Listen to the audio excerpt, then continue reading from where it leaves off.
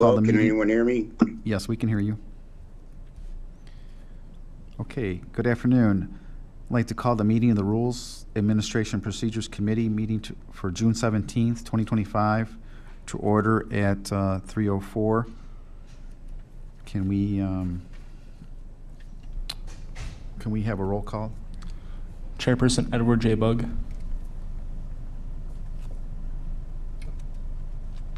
He said here, but we didn't hear I saw him. his voice. I saw his mouth. Can't hear you. Can you hear me? Communications, we can't hear Alderman Bugg. Here.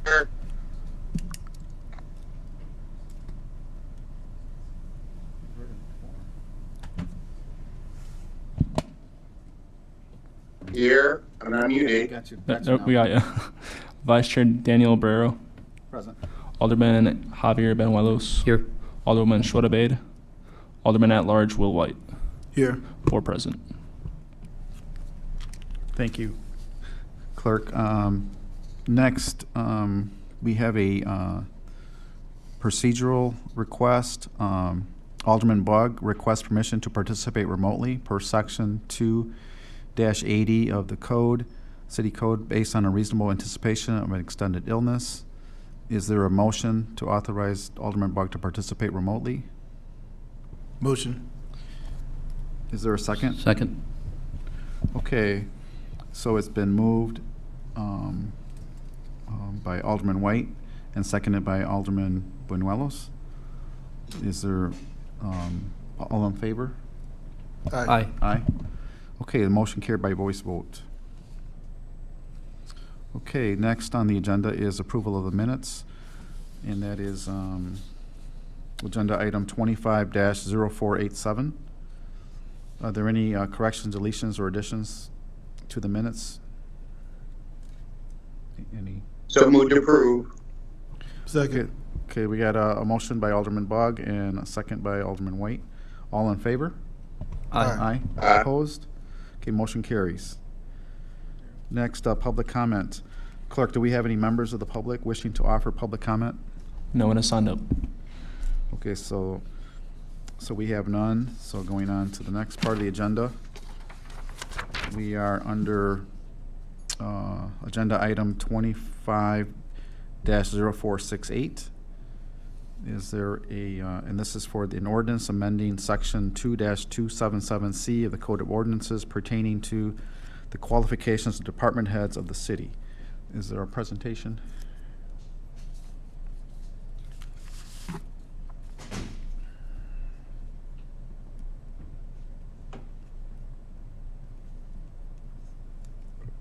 Hello, Council. I am Nicholas Richard Thompson, Deputy Chief of Staff, the Mayor's Office.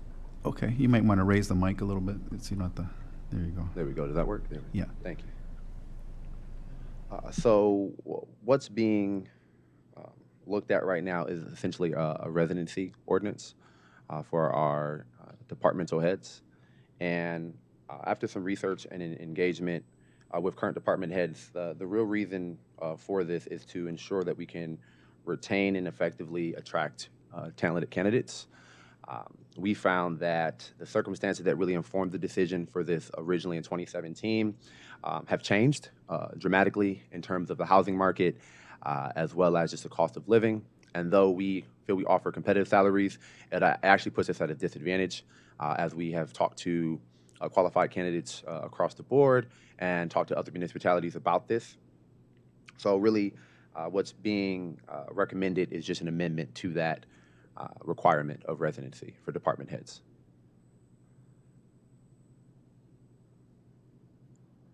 You mean the lifting of that requirement Correct.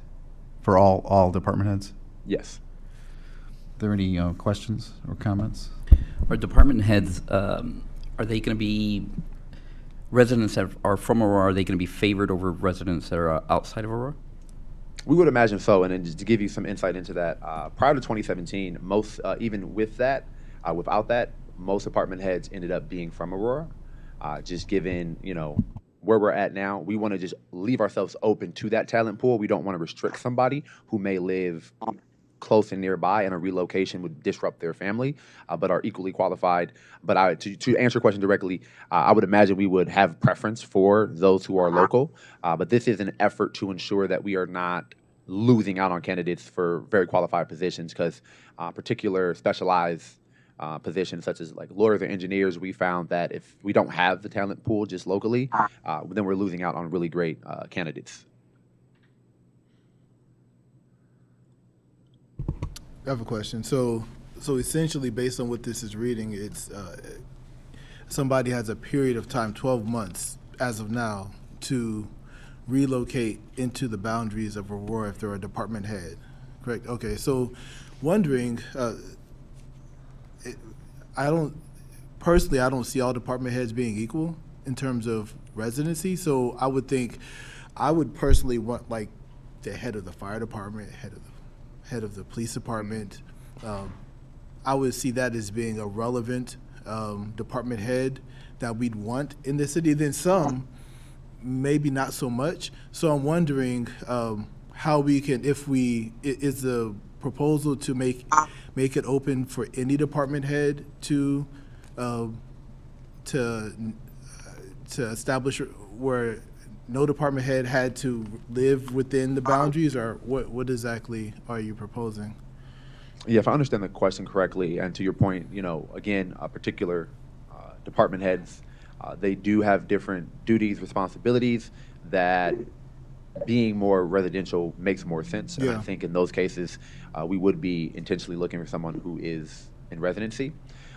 Again, with this, what we're putting forward is an opportunity and to have the option at least, right? So that we don't foreclose the possibility of a candidate that's really qualified. And then what's holding our hands back is this ordinance. We just think it's kind of archaic and outdated. And then it's really also in alignment with the state municipal code as well. So that's kind of an update to that. So directly answering your question, if I understand it,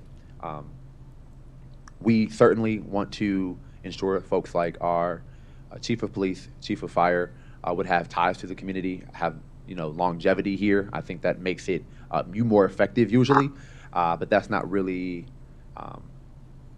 necessarily going to be the only calculus for the rest of the department. So it's just really an option to give us that opportunity to not foreclose qualified candidates. Does that make sense? It does. So if we change this, then in theory we could have like those that we would consider someone that would benefit from living in the city. We could potentially have individuals living in other parts, Naperville, St. Charles, that are department heads that we think it might make sense for them to live in the city, and we couldn't have that requirement then. Say that one more time. I'm sorry. So take the fire chief of police. Sure.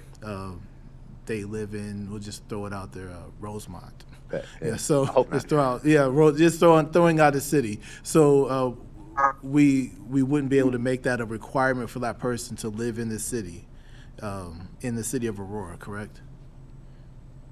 No. Okay, got it. Okay. Alderman Bugg, you have a question? I have a comment and a question. For Alderman White, excellent insight there. A little bit of background on the police. They were one of the main reasons that we looked at this back 8 years ago. And a lot of times your police chief, and actually it's the case right now, your police chief comes up to the ranks, and so they don't have the requirement at that time to live in the city. They're a lieutenant. They don't have that requirement. But they've been interacting with people, and being a police officer, you're interacting at times with criminals. So a lot of times we heard the police say, be it lieutenants or the chief, if you live in that community, then not only you have to interact on a daily basis with the whole community, your spouse and children do. So if you're going to if your wife is going to the grocery store and you used to work in the gang unit and you see someone who you used to interact with in the gang unit and your wife and children are with you, that's not a good situation. And we had those types of situations. Police officers going to recreational things, going to the swimming pool, and they see someone that they interacted with, and they had their wife and kids with them. So those are not good situations. So that was kind of the pros and cons of Greece. Okay, I'm back. My question was, though, Mr. Thompson, we had possibly discussed a radius that they would have to live within the city. Correct. The radius was discussed. It ultimately was not part of this. I know we have Rick Veenstra here if he wants to maybe comment on that. I don't have too much on why that was ultimately decided upon, but I remember a radius was suggested, but maybe Rick can speak better to that. Good afternoon, Alderman Bug, Rick Veenstra, Corporation Counsel. Radius is something that certainly could be considered, but then at the same time, where do you draw the line? What is the right radius to do? Is it 10 miles? Is it 11 miles? And are you going to pass on a candidate that is otherwise well qualified but lives just a hair's breadth outside of that particular radius? So what eventually became of the proposal from the mayor's office was something that was very similar to what's articulated in state law with respect to appointed city officers and where the exemption is for residency, where we looked at professional licensing or specialized training. As was discussed earlier, certainly proximity to the city, particularly for a public safety position, could be an important consideration as to that person's qualifications to do the job. If you had two equally well-qualified candidates for police chief and one lived with her family slightly outside of town and one lived inside of town, you may make a decision that you prefer somebody who was a local resident in that spot or not. Change the facts a little bit and you have the slightly more remote candidate having a broader depth of qualifications.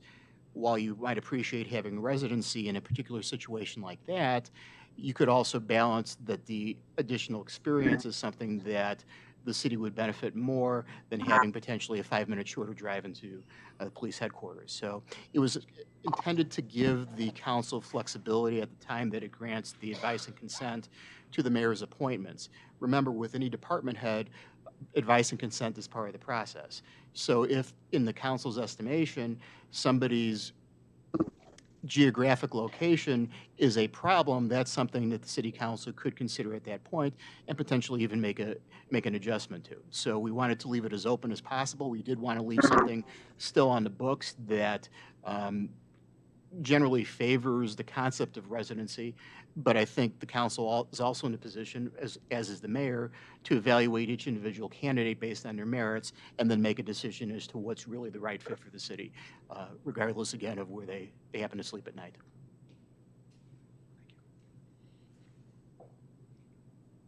Okay, thank you. Thank you, Alderman Bug. I guess I had a question with respect to maybe some other scenarios, such as maybe a carve out for certain positions that are hard to maybe find candidates within the city, and then as compared to some positions are probably going to be probably have a lot of applicants for certain jobs, right? And so those may not require us to look, way beyond the city limits. So I don't know if there's a way to kind of have a hybrid. I understand the issue with certain positions such as a corporation counsel, something like that, where it might be a change is because of a change of administration and so forth. However, there's other positions that that are people that are in their careers. This is their career. They're not moving around a lot. And if you look at some of the positions in the city where we have people that are retiring, 25, 30 years, they make a career being here and moving up the ranks. So when they get hired, they know that, hey, I like to be,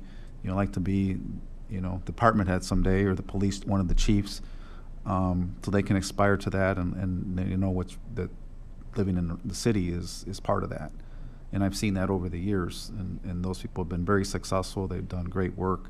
We didn't have to go and recruit police chiefs from out of town, because they're homegrown, they're trained from within, and that goes for a lot of other departments as well. So I was hoping that there could be some kind of compromise with respect to some of these positions, because I see the value in having city employees living in the neighborhoods. And I've seen the when that change was made in the 90s, and the exodus of a lot of city staff leaving. The number that live outside the city now is more than half of those that live in the city, and that has impacted the neighborhoods when you don't have police and fire in your neighborhoods. It really helps to stabilize neighborhoods, and it has, I think, a positive message when you have city employees living in the city that they work in. So I was hoping that there could be some kind of discussion on some kind of middle of the road scenario. For sure. I really appreciate those insights. What I would share is that we actually did consider that as a possibility as well, heavily. And what came out of the discussion was this particular amendment is really just an opportunity to be a tool and to give us flexibility. To Rick's point, I don't know if I don't think this opens up the floodgates for a bunch of people who are not going to be residents. I think that's still going to be a really strong calculus of department heads. And when folks come in front of you, you can make that determination as well. But what this does do is allow for the possibility if we run into a scenario, so we don't have our hands tied. So that's really what it does. But I do appreciate all the questions and the historical context that Alderman Bugg provided, and weighed heavily certainly. And we thought about all these scenarios. And with respect to your question, Alderman Barrero, I'm a product of being local and then being able to intern, rise to the ranks. So we really respect the value of that. And working with our neighborhood groups and working with some of our COP officers, we know the importance of that. And to the historical context that Alderman Bugg provided, we also want to be aware of instances where residency might actually create danger too, for a variety of reasons. So what this amendment does is give us the flexibility and opportunity based upon determinations of those candidates to have the range of saying, okay, this is, shifts in the labor market. We may not have the candidates here. And because shifts in the labor market can happen all the time, we don't know in the future which department heads or which kind of, positions will be easily filled. And to your point, may have a lot of applicants. This leaves it open so that we don't have to necessarily revisit this 2 years down the road, but gives us kind of that flexibility going forward to hire really the best candidate, with calculus being part of the residency, but not the only. Does that make sense? It makes sense, but I'm going to push back on another area here, and that has to do with the recent appointments of city staff where positions have not been advertised. So I want to push back and say challenge, right? Because they're saying, it's hard to find people. But then we're not advertising for these positions, and they're being selected. I don't know how, but they're not going through a process of competitively applying for these positions, getting screened, and getting interviewed. So at the same token, what you're saying doesn't make sense when we're not following that recruitment process. Absolutely, and I appreciate the pushback. What I would say to that is the mayor's office found it important going forward and for the foreseeable future for different roles to have that opportunity. There will be, for example, roles tonight that are being put forward. A lot of research went into this, and that person is local. And again, this particular ordinance is so that we have the room to do so, right? If in the case we are bringing in people, we have the ability to say they're just out kind of the hair of Aurora, but maybe do have ties here, may have reasons to be here for family. Maybe they are involved with the community. It's really just the zip code, but still wanting to have that candidate because they are qualified. They may have that tie to the community that you would look for, but perhaps because of a variety of reasons aren't in Aurora proper, right? So we definitely want to have those processes worked out. I know as the administration is getting set and getting acclimated, there are particular positions where there were very particular skill sets and histories and backgrounds of qualifications that had already kind of been something that was looked into heavily, and they fit the role, and that's why they went forward. But again, this will be so that we have the flexibility in the future to make those determinations and not be restricted. Yes, any questions? Do you have anything? Okay, one question. So I know some organizations, what they'll do, just in terms of contextually, so I understand, some organizations, what they'll do, they'll have an internal search for a few weeks, and then if the qualified candidate isn't internal, then they'll expand it to external. Do you think, and to Burrell's point, Alderman Burrell's point, do you think that would be an option in terms of having those the roles with it, looking at internal Aurora first and then if that qualified candidate, like it's a role that's hard to fill, isn't living in Aurora, then expanding that to external versus just having it external right from the beginning? We have considered that. That process has actually been followed. Our superintendent of public works was, a product of that process. Other positions that are being appointed or were part of that process, there were internal candidates and conversations about some of these. The mayor's team decided to go forward with other candidates in some of these regards, but we do follow that process already. I'm thinking more so in terms of internal, like city internal, like looking at first putting the opportunity out to identify that candidate that currently lives in the city, and then if that person doesn't live in the city, then broadening the scope. So if we find someone that's not in the city, then and they're qualified, then we don't have that requirement. But first, we look in the city first, within our borders first. Do you think that would be something we could explore? For sure, if I understand the question, so you're saying in the broader community, not internal to the organization. Yeah, when okay. I say internal, I meant internal, like within our city limits first, and then if we don't find that person within our city limits, then looking externally, just to show. And I think about that because a few things. One, there are roles that are hard to fill, but then I think about optics as well. If we remove that residency requirement, then what is that? How will that be interpreted by the residents, if we're not saying this is a city that we want people to move to, but at the same time, we're now removing the residency requirement to hold that higher level position? No, I think that's a great comment. What I would say to that is definitely, again, the residency is not suggesting that we don't want people to move here. But I can understand the optics. Really what it is that there may be established professionals that have families, that have their kids in schools, a spouse perhaps in their own employment, and they are the perfect candidate. In this instance, having the amendment allows for that scenario that we don't miss out on a candidate because of it, right? So again, I think the calculus is still considering everything that I'm hearing because they're going to have to come in front of you anyway. And if you determine that you really believe that residency is important, then obviously you have that choice to not recommend that candidate, and we would continue the process. So we feel like it's already built in that most likely, and again, make sure I pull up my notes.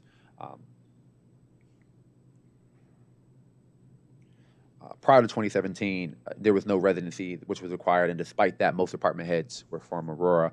So it's always in the calculus. It's always part of the considerations.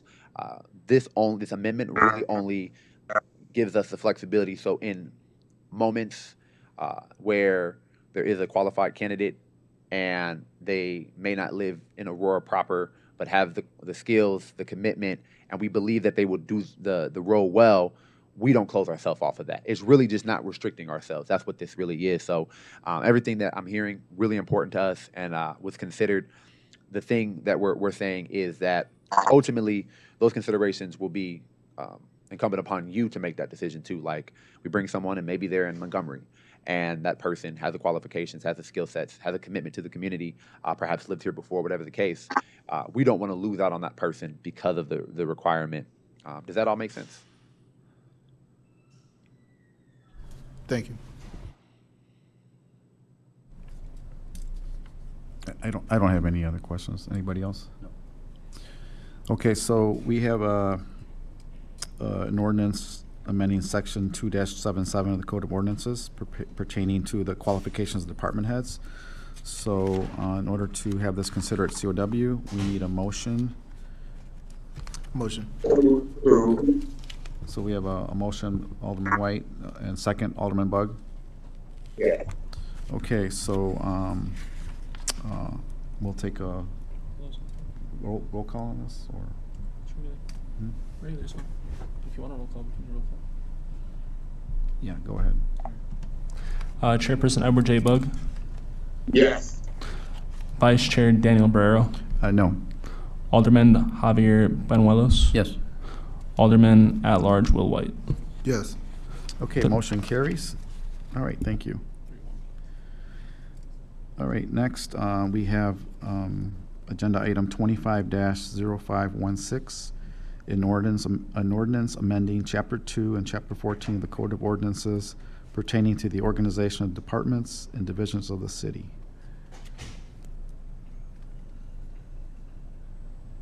Honorable City Council, I've returned.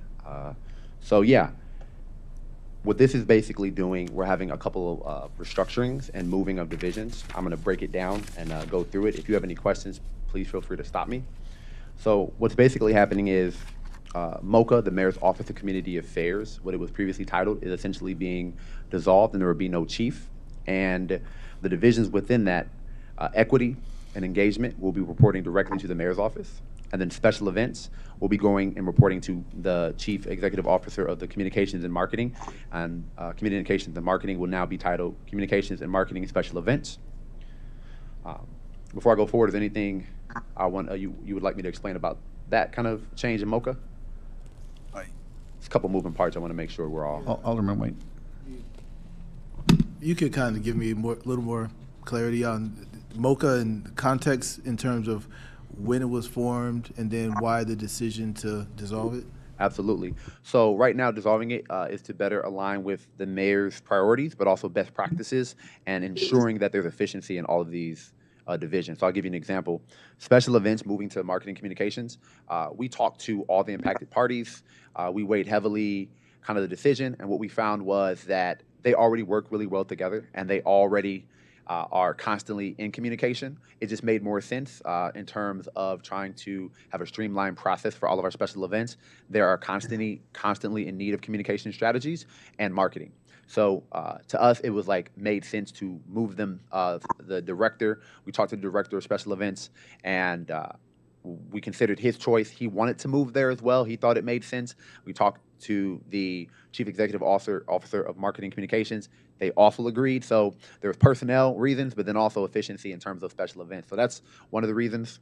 In terms of equity and engagement are incredibly important to the priorities of the new administration. And what they would like to do is ensure that equity is doing internal work, but also external work. And with engagement, they're going to be doing much of what they've been doing, but we're also going to have them work really closely with our deputy mayor to ensure that there is responsiveness to community needs. Our engagement team does an excellent job with our neighborhoods, and we're wanting to expand our neighborhoods, grow them, and revitalize them. And we find it important for them to be working directly with the mayor's office to do so strategically, and then being able to have nimbleness in terms of the projects that they're given as we are removing the former position of Chief Equity and Engagement Officer, and they'll be answering directly to the mayor's office. Does that answer the question? I'll continue going because there's a couple other movements.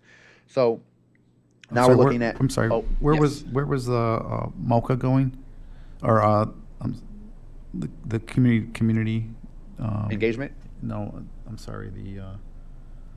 equity. Economic development. Oh, I'm going to get to that. Okay, that's coming Yep. up. Okay. So next we have what are being considered quasi departments, the clerk's office, EMA, and then what is going to be now newly the Office of Sustainability, Development, and Business Opportunity, which was formerly MOED. And I'll go through really break down where they're going, why, and the rationale. So the Office of the City Clerk, as a standalone, will be from the legal department. What we find is that they have a unique function that is really separate, oftentimes, from the legal in their roles in the city. And given that the mayor is the chair for the commissioner for liquor in the city, and they handle liquor licenses, that's something that was also considered.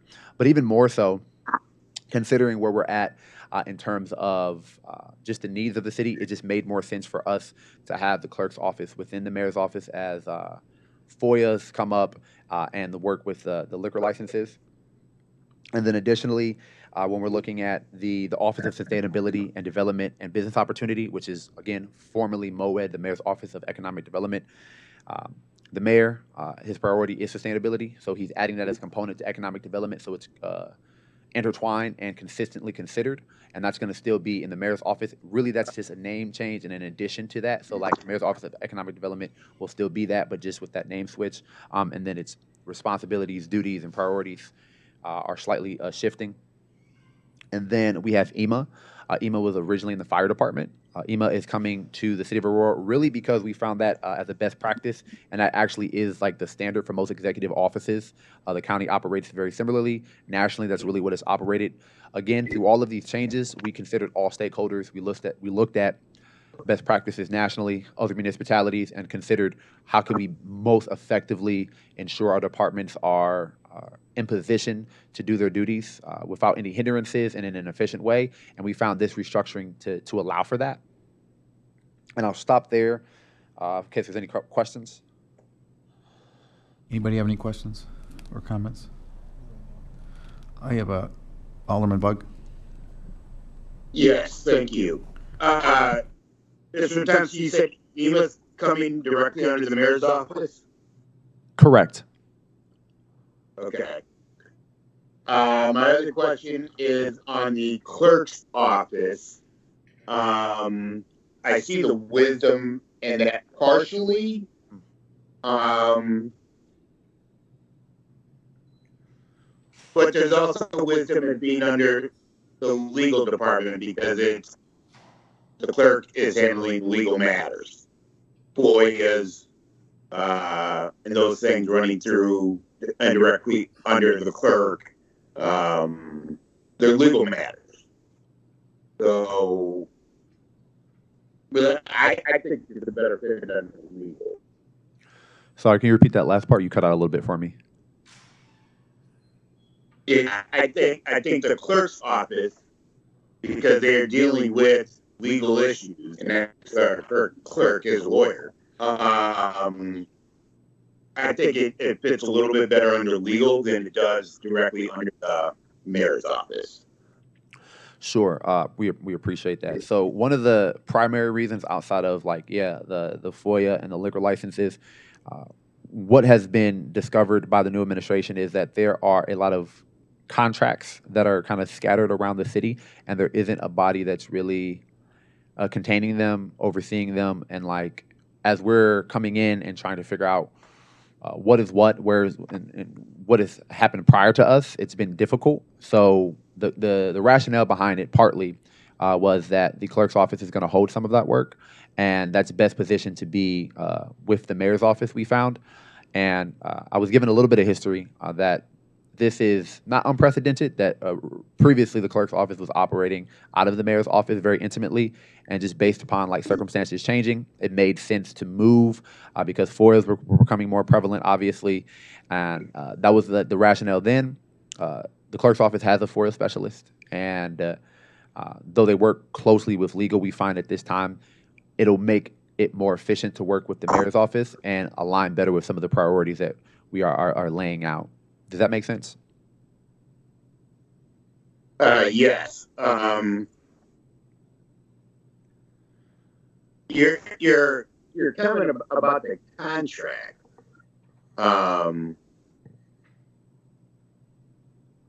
I mean that goes both ways. Every contract that comes into the city or goes out of the city is reviewed by legal.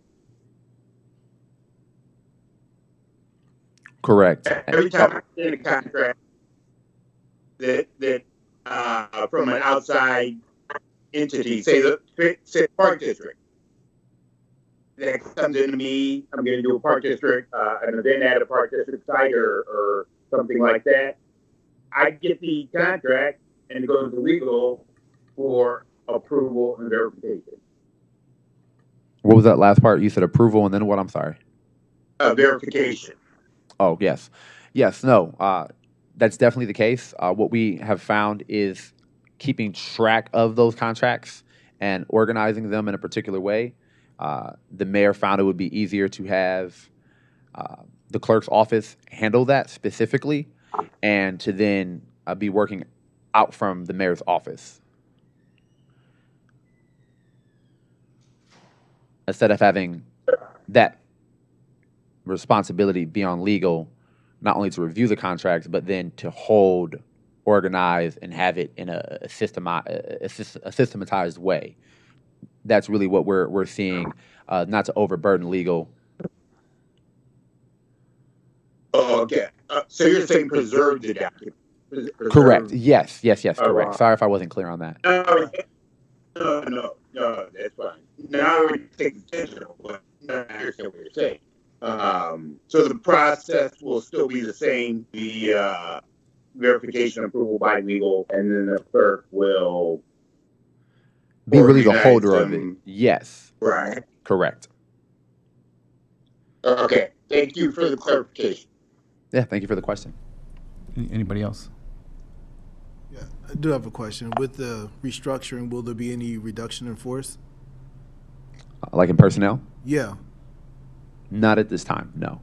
Do you think that will take place in the future once things are further assessed? If it were to happen, it wouldn't be based upon the restructuring. I imagine it could be for some other reason, hypothetically, but that's not part of the restructuring at this moment. That's just not. Right now, it's really to increase efficiency, realign priorities, and ensure that the different divisions are operating in a way that best positions them to excellence. But there's no thought of reducing personnel, right? The personnel that they're going in with, they are going to remain with, unless, again, like it wouldn't be due to the restructuring if there's something occurred. Does that make sense? Got it, yeah. Okay. Okay. And just, I'm sorry, entertain me for 1 second. No, you're good, I'm just brother. trying to understand. So if the restructuring occurs and then there is potential, even for whatever reason, a reduction in the labor, in the personnel, would that go before council, or is that something the mayor's office can just do without our input? For sure. If I understand the question, if there was an instance where we had personnel that was like let go, you're saying? Yes. That would not come in front of council. Got it. Okay. Yeah. Just wondering. All right. Thank you. I had a full circle moment with one of these changes. And that's the city clerk's department. When I started the city back in '86 as an intern, the city clerk's office was in the mayor's office, and that had been the case for a long time. So I can see that connection and see how I saw how the clerk worked with the mayor's office and preparing agendas and all that stuff. That was great. What I don't agree with, and I have to push back on, and that is the movement of EMA. When I was the chief community service officer, I worked with EMA very closely. It was very time consuming. There was a lot of things to learn. The training is very involved, and you have to be on it all the time. It's a huge responsibility to be in charge and oversee a lot of these things, especially when an emergency arises. I don't see how the mayor's office is going to be a good steward of this operation, considering that when you compare it to the police department and the fire department, these guys are training in this area, in this space all the time, and they speak the terminology, the language, they're running these drills. And I don't see that in the mayor's office, because I see them putting out fires and going from this meeting to that meeting and tending to other things. This is not a priority of the mayor's office, it's important, but I see them tending to other things, putting this on the back burner, not giving it the attention that it needs. And I just don't understand the logic in that. And not only that, but you're down one assistant chief of staff as well. So I don't see less people taking on more responsibility making sense, because this is an important part of the city function. And when there's a disaster, people have to be on their A game. I'm not seeing that right now. Maybe a year from now, when the staff gets trained and up to speed on what needs to be done to make sure that EMA's running efficiently, but I'm not seeing it right now. I have to push back on that, because I have to look out for the interest of our residents. That makes perfect sense, and I can say candidly, I really appreciate that concern you raise. What I would say, and hopefully can alleviate concerns, but still open to discussion on this. When we sat down with the emergency management manager, what they shared with us was that, again, this is a standard practice, but additionally, even more so, which I think is more important, is the point about risk management and emergency is going to be really integral to the mayor's priorities, and there's a plan to put together a risk management and safety committee. And with that, operating on that scale, we find it important that they are directly tied to the mayor's office, as that committee can fill some of the gaps, hopefully, that you're concerning of. To someone who works out of the office, we did speak about that. That was one of the first things raised, saying we're not fully staffed, right? And we're honest about that. And we're trying to get to that point where we are fully staffed. We are confident, though, with the competencies of EMA and their recommendation. This came from them as well when we sat down. Again, through all of these, we did talk about to all the stakeholders. We weighed best practices, but we also wanted feedback from the folks who do the work, and their expertise, their talents, and their commitments to this city are important. So we weighed that heavily. And from my understanding, what was shared was that this actually gives her the ability to deal with risk across departments and all spectrums as we're putting together this risk management team. So definitely hold the same sentiments you do, that this is not something that you just want to do irresponsibly and not think about. Risk management, emergency management, and the safety of our communities is a top priority of the administration. We find actually with this movement, we'll be able to really expand what EMA is and get up to speed to really what the standard is nationally, that executive offices really do oversee EMA, and how they work with fire and police won't necessarily change. It's just really the chain of command in which they answer to, which gives her more flexibility, or the person more flexibility in the role. Does that make sense? I'm trying to grasp it. No, I completely understand. What we found is the nimbleness while operating out of the mayor's office will be able to extend departmental wide and have actually a more larger spectrum of risk management and emergency services as we prepare for those moments. And when we look for best practices across the nation, most emergency management services are answering to executive offices. Before that nimbleness, this doesn't say they're going to be detached from fire or police. They'll still be very much working with them. But when it comes to that chain of command, and when it terms of the holistic, comprehensive kind of risk management and safety of the city, we found it easier to have the person work with the mayor's office. And again, what we're bringing in is this risk management and safety committee, because we find that to be important. It's going to operate.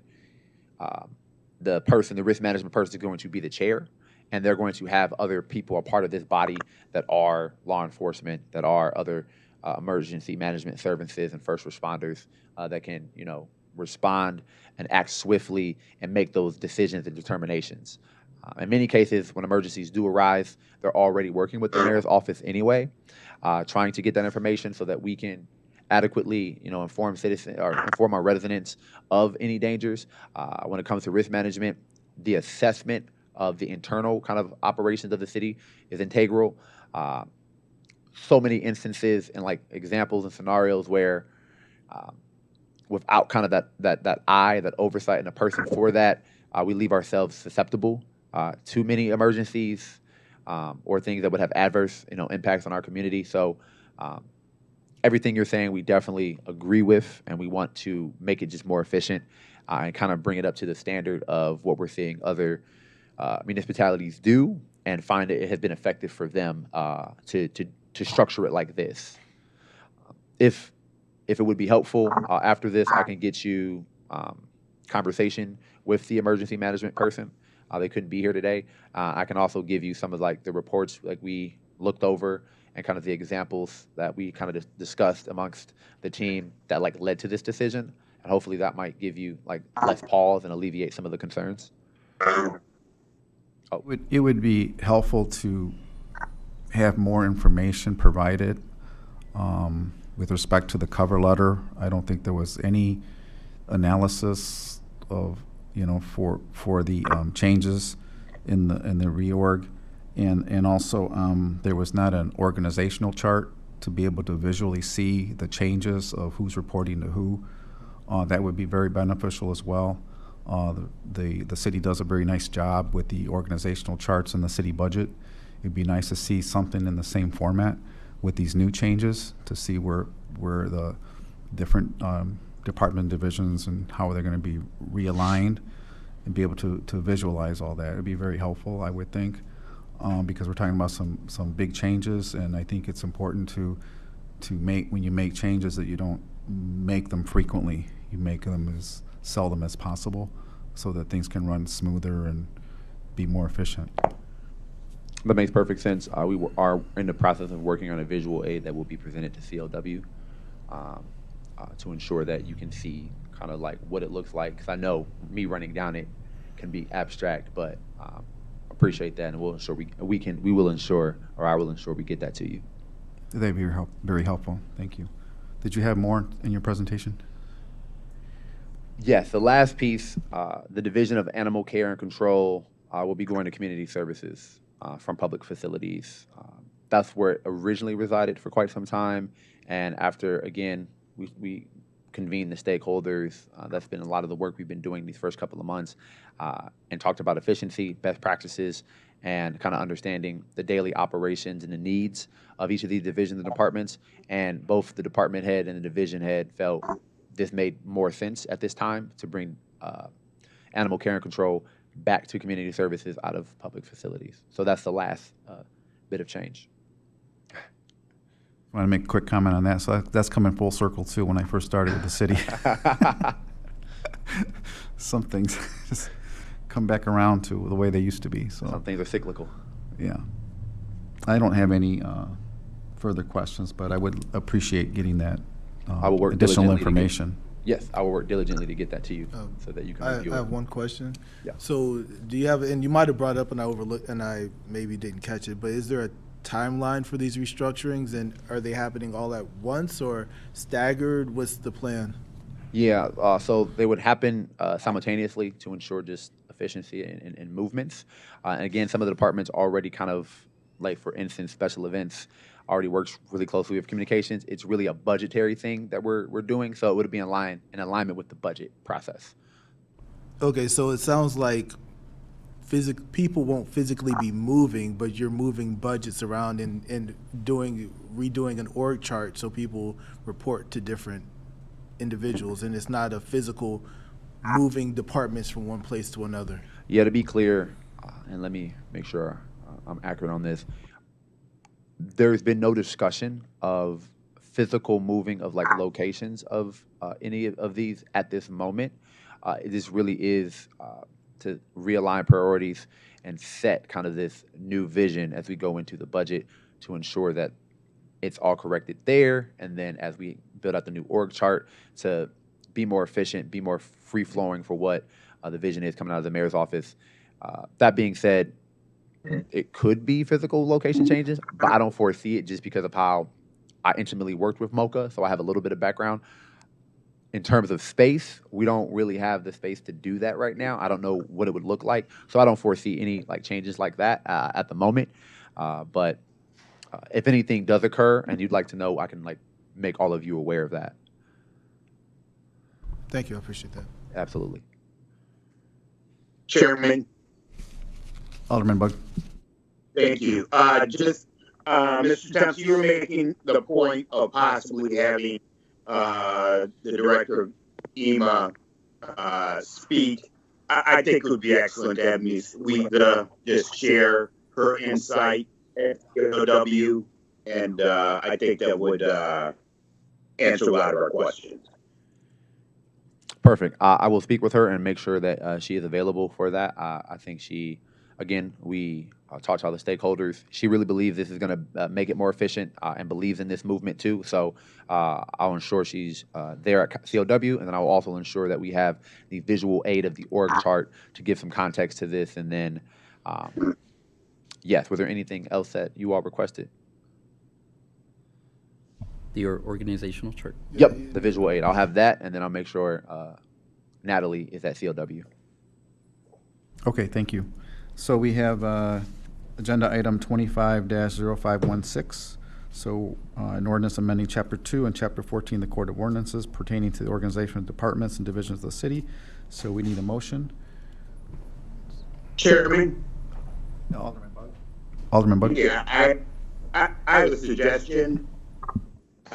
Since we did not have the charts and things that we're going to rely on, we are able to move something along to COW without recommendation. In other words, we're just waiting on more information, but we're still moving it from this committee to COW. Well, I'm new in this role here, so. Yeah, I saw Mr. Beaster walk out the back, so yeah. I'm sure. I hope we got a backup plan over here. So. Good afternoon, Deb Lang Deb. on behalf of the Law Department. Yes, you can move it forward to COW without any recommendations. Okay, so we'll go ahead and do that. So do we need a vote on that? We need consensus. We need a consent. So there a consensus to move this without recommendation? Yes. Yes. Yes, okay. All right, thank you. Thank you, Alderman Bug. So next we have 25-0509, and it's a resolution authorizing the appointment of Tracy Vasek and Nicholas Richard Thompson to the tree board. Good afternoon, Sylvia with the Mayor's Office. I bring forth two appointments to the tree board through this ordinance. It is appointments that, as a 9-member board, are required for the ordinance. So we have the first one, which is Tracy Vasek. She is the Director of Zoning and Planning. And the second one is Nicholas Richard Thompson. He is the Deputy Chief of Staff and also the Mayor designee for this board. If anyone has any questions? So move to approve. I have a question. Yep. Does, maybe semantics, but in the information I have, it has the previous mayor's information on there. Does that make a difference? It says, I, Richard C. Irvin. I think they can clean that up. Can you guys clean up that? I mean, if it doesn't make a difference. It should be cleaned up. Yeah. The I'll text. change that before COW. Okay, Okay, thank okay, you. that's all. So we have a motion and a second. Second. Alderman Bug and Alderman Buñuelos. So is there any further discussion on this? So all in favor? Aye. Aye. Opposed? Okay, so the motion is approved. Thank you. So now, for this next part of the committee meeting, I will be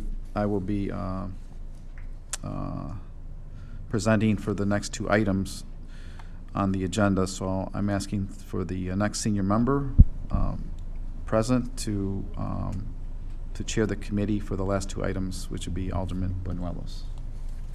Thank you, Vice Chair. The first item is 25-0506, a resolution authorizing the Ward 1 Business Grant Program 50/50 match up to $5,000 per project per year for any qualifying businesses for the purpose of upgrading or improving the exterior of their property. Are there any questions or comments on this item? I just wanted to give an explanation on this.